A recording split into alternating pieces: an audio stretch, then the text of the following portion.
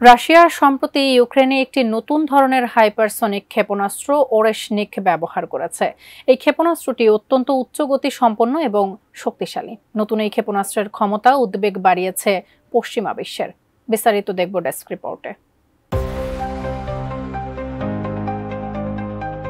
Oreshnik একটি নতুন ধরনের ক্ষেপণাস্ত্র। এটির নামকরণ করা হয়েছে রাশিয়ার বিশেষ এক ধরনের বৃক্ষের নামে। ক্ষেপণাস্ত্রটি মাঝারি পাল্লার কিন্তু পারমাণবিক অস্ত্র বহন করতে সক্ষম এবং অত্যন্ত দ্রুতগতি সম্পন্ন। এটি শব্দের চেয়ে কয়েক গুণ বেশি গতিতে ছুটতে পারে, যার ফলে এটিকে আটকানো খুব কঠিন। এই ক্ষেপণাস্ত্রটি তার লক্ষ্যবস্তুতে অত্যন্ত নির্ভুলভাবে আঘাত করতে পারে। রাশিয়া ওরেশনিক দিয়ে ইউক্রেনকে যে হামলা চালিয়েছে তার ভিডিও ফুটেজ দেখে বোঝা যায় এর বেশ কয়েকটি ওয়ারহেড আছে যা স্বয়ংক্রিয়ভাবে নিয়ন্ত্রিত। ওরেশনিক ক্ষেপণাস্ত্র RS-26 রুবারেজ নামের পুরনো আন্তঃমহাদেশীয় ব্যালিস্টিক ক্ষেপণাস্ত্রের উপর ভিত্তি করে তৈরি করা হয়েছে। বিষয়টি আগে কখনো জনসম্মুখে প্রকাশ করা হয়নি।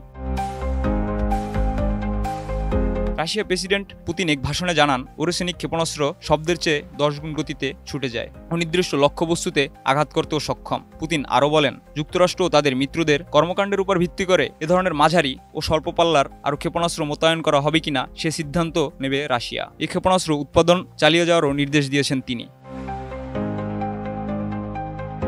বসুন্ধরা টিস্যুতে ছাড়ের ছড়াছড়ি। বসুন্ধরা টিস্যু নিয়ে এলো নিশ্চিত ছাড়।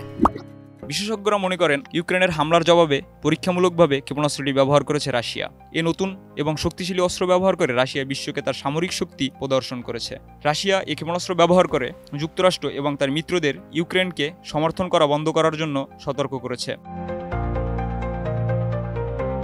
তাদের মতে এ ধরনের শক্তিশালী অস্ত্রের ব্যবহার যুদ্ধকে আরও বিপজ্জনক করে তুলতে পারে। ওরেশনিককে আটকানো খুব কঠিন হওয়ায় ইউক্রেনের জন্য নিজেকে রক্ষা করা আরও কঠিন হয়ে উঠতে পারে।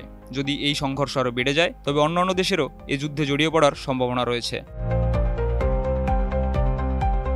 ওরেশনিকের মতো অত্যাধুনিক অস্ত্রের ব্যবহার বিশ্বব্যাপী উদ্বেগ বাড়িয়েছে, যার কারণে এ যুদ্ধের পরিণতি নিয়েও রয়েছে অনিশ্চয়তা। Desk report, ATN news.